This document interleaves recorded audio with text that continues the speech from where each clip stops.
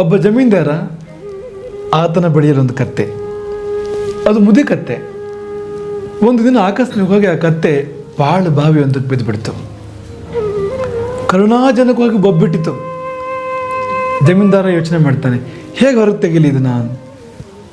ಕೊನೆಗೆ ಅನ್ಕೋತಾನೆ, ಹೇಗೂ ಕತ್ತೆಗೆ ವಯಸ್ಸಾಗಿದೆ, ಹೊರಗೆ ತೆಗೆದ್ರೂ ಪ್ರಯೋಜನ ಏನೂ ಇಲ್ಲ, ಬಾವಿನೂ ಮುಚ್ಚಬೇಕು. ಹಾಗಾಗಿ ಬಾವಿ ಮುಚ್ಚಿಬಿಟ್ರಾಯ್ತು. ಎರಡು ಒಟ್ಟಿಗೆ, ಕತ್ತೆ ಸಮಾಧಿ ಮಾಡಿದಾಗೂ ಆಯಿತು, ಬಾವಿ ಮುಚ್ಚಿದಾಗೂ ಆಯಿತು. ಅಂಥ ಕ್ರೂರ ಯೋಚನೆ ಬಂದುಬಿಡ್ತಾ ತನಗೆ. ಸರಿ, ಆಚೀಚೆ ಅವ್ರನ್ನ ಕರೀತಾನೆ.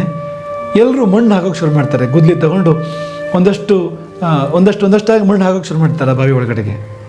ಕತ್ತೆಗೆ ಮನುಷ್ಯರ ಯೋಜನೆ ಅರ್ಥ ಆಯಿತು. ತುಂಬ ಕರುಣಾಜನಕವಾಗಿ ಅದು ಹತ್ತಿತ್ತು. ಕತ್ತೆ ಕಷ್ಟಪಟ್ಕೊಳ್ತು.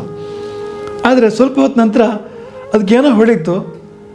ಅದು ಇದ್ದಕ್ಕಿದ್ದಾಗೆ ಸಮಾಧಾನ ಆಯಿತು ಕತ್ತೆಗೆ. ಮೇಲೆದವ್ರಿಗೆ ಯಾಕೆ ಹಾಗಾಯಿತು ಅಂತ ಅರ್ಥ ಆಗಿರಲಿಲ್ಲ. ಕತ್ತೆಗೆ ಯಾಕೆ ಸಮಾಧಾನ ಅಂತ ಅರ್ಥ ಆಗಲಿಲ್ಲ. ಅವ್ರ ಪಾಡಿಗರು ಮಣ್ಣು ತುಂಬ್ತಾ ಇದ್ರು ಬಾವಿಗೆ.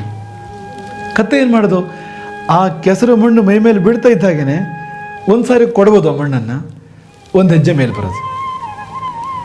ಎಷ್ಟು ಸಾರಿ ಮಣ್ಣು ಹಾಕಿದ್ರು, ಎಷ್ಟು ಸಾರಿ ಕೆಸರು ಹಾಕಿದ್ರು, ಅಷ್ಟು ಸಾರಿನೂ ಒಂದು ಸಾರಿ ಮೈ ಕೊಡಬಿತ್ತು, ಒಂದು ಹೆಜ್ಜೆ ಮೇಲೆ ಬಂತು. ಒಂದು ಸಾರಿ ಮೈ ಕೊಡಬಿತ್ತು, ಒಂದು ಹೆಜ್ಜೆ ಮೇಲೆ ಬಂತು. ನೋಡ್ತಾ ಇದ್ದಾಗ ಬಾವಿಯ ಹೆಚ್ಚು ಕಡಿಮೆ ಮುಚ್ಚುತ್ತಾ ಬಂದುಬಿಟ್ಟಿತ್ತು. ಕತ್ತೆ ಇದ್ದಕ್ಕಿದ್ದಾಗೆ ಹೊರ ಜಗಿದು ಖುಷಿಯಿಂದ ಅಲ್ಲಿಂದ ಕಾಲು ಕಿತ್ತುಬಿಡ್ತಂತೆ, ಬದುಕೊಂಡಿತು.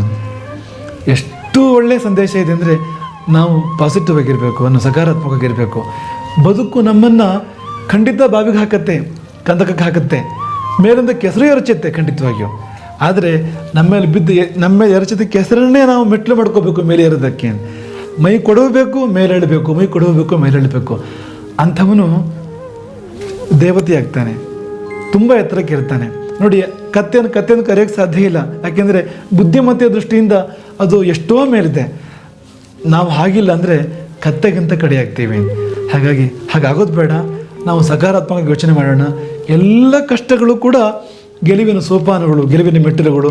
ಹಾಗೆ ಸ್ವೀಕಾರ ಮಾಡಿದರೆ ಬದುಕು ಬಂಗಾರವಾಗೋಕ್ಕೆ ಸಾಧ್ಯ. ಅದಿಲ್ಲ ಅಂದರೆ ಅದು ಭಂಗ, ಅದು ಬದುಕು. ಹಾಗಾಗಿ ಸಕಾರಾತ್ಮಕ ಯೋಚನೆ ಮಾಡೋಣ, ಹೆಜ್ಜೆ ಮುಂದಿರೋಣ, ಮೇಲಕ್ಕೇರೋಣ. ಹರೇ ರಾಮ್.